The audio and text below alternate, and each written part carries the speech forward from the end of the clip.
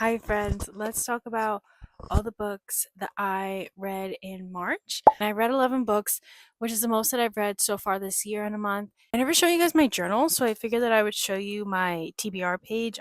My March page. Isn't this cute? Springy. I started off the month with the New York Charm. This is one of my favorites from the month. This is by Riley Winter. This is her debut. Came out on March 17th.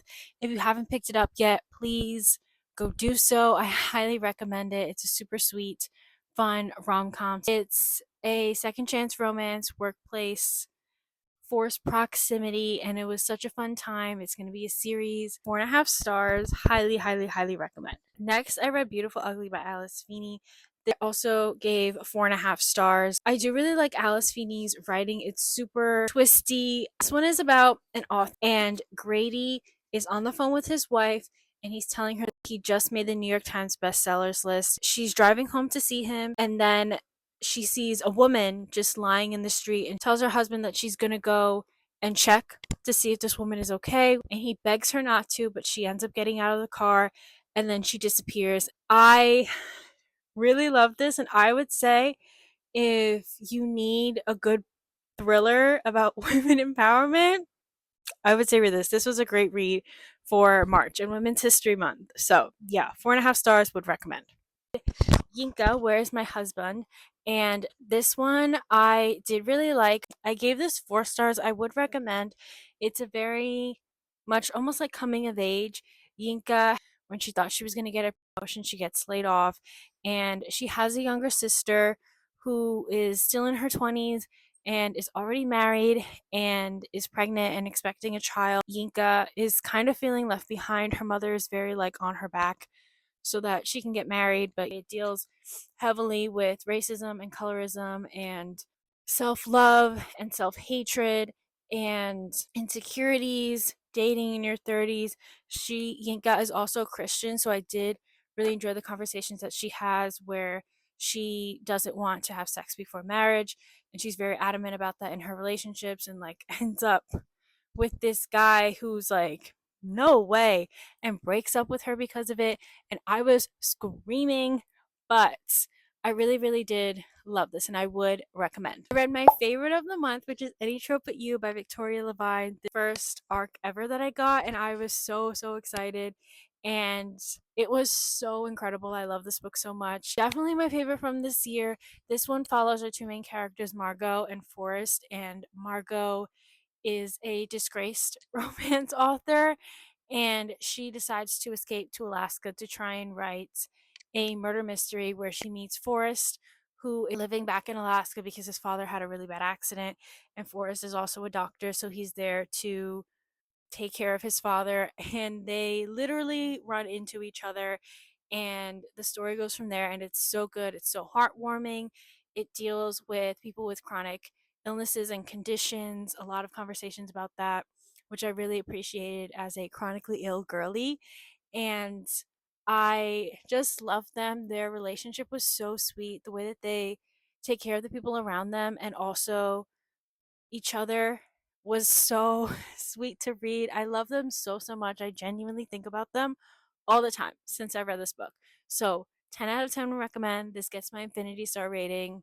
Please, please, please read Maggie Moves On by Lucy Score. This one, Maggie, who moves around a lot because she is a YouTuber and her channel specifically is about flipping houses. And in these small towns, she hires a crew and she hires Silas. He is the landscaper on the project. I love this so much. Silas was so flirty. I really enjoyed his character. I gave this 4.5 stars. This was really cute, funny, a fun little rom com with some emotional depth to it as well. Really, really love this so much. I would highly recommend. First Time Caller by BK Borison. This follows our two main characters, Lucy and Aiden, and Lucy has a daughter. And one night, Lucy calls into Aiden's talk show where he basically talks about love and dating.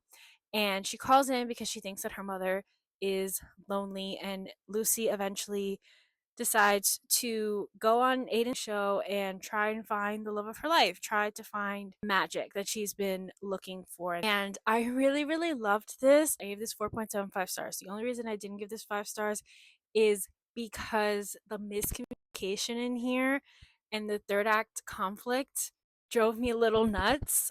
First Time Caller is definitely a favorite from the month, so yes, 4.75 stars. In anticipation for reading Never by Jessa Hastings, I decided that I wanted to read Peter Pan, the original by J.M. Barrie. I did like it. I will say though that I knew Peter Pan wasn't a good guy because I've watched Once Upon a Time, and I actually started rewatching it because I read Peter Pan. But I knew that he wasn't a good guy, but like I didn't expect Tinkerbell to not be the best.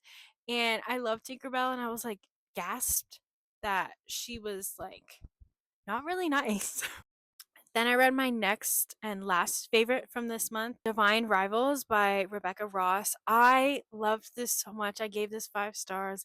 I don't really know like what it was about this book, but I just loved it so much. I loved Roman and Iris. I loved their relationship. I just loved it all. If you don't know what this is about Roman and Iris, and they are writing to each other through these magical typewriters. There's also this God's war going on in their world.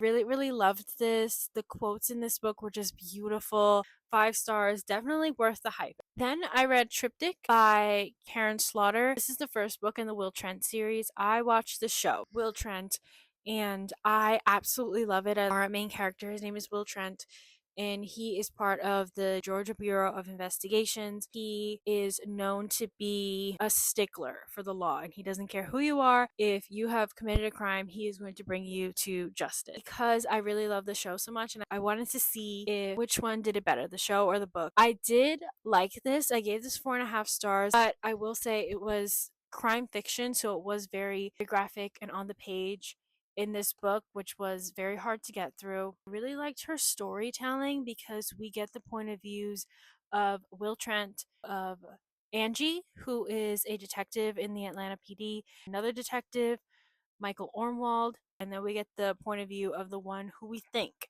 has committed this crime, John. And I was so surprised the way that the show changed things, but I did also really love the book, and I do feel like the show really portrays the way that Karen Slaughter wrote some of these characters. Not all of them. Some of them are very different in the show, which I don't mind. I like both iterations, but I did really like it, and I would highly recommend if you are into crime fiction and just know that it is very gory and very graphic. Then I read The Duchess Effect by Tracy Livesay. This is the sequel to American Royalty. I will pop the cover up here because I think it's stunning, as is this cover. Just stunning. I love this book so much. I gave this 4.5 stars. This follows our two main characters, Duchess and Duchess. She's an American rapper, and the Prince, Jameson. This little duology is basically Prince Harry and Meghan fanfic if she was a rapper and not an actress. And this one I did really like, not as much as the first one. This one continues following Duchess and Jameson, and now they are together in this book. Highly, highly recommend American Royalty. I would also recommend The Duchess Effect. I gave this 4.5 stars. I did really enjoy it. And then, last but certainly not least, is Raiders of the Lost Hearts by Joe Segura. I did really like this, but I thought it was going to be much different than it was. I ended up giving this 3.5 stars and thought that this was fun. I really liked the ending. That's where you get the 3.5 from. But I think I wanted more like action adventure. I thought this was going to be like, like National Treasure, like super dramatic.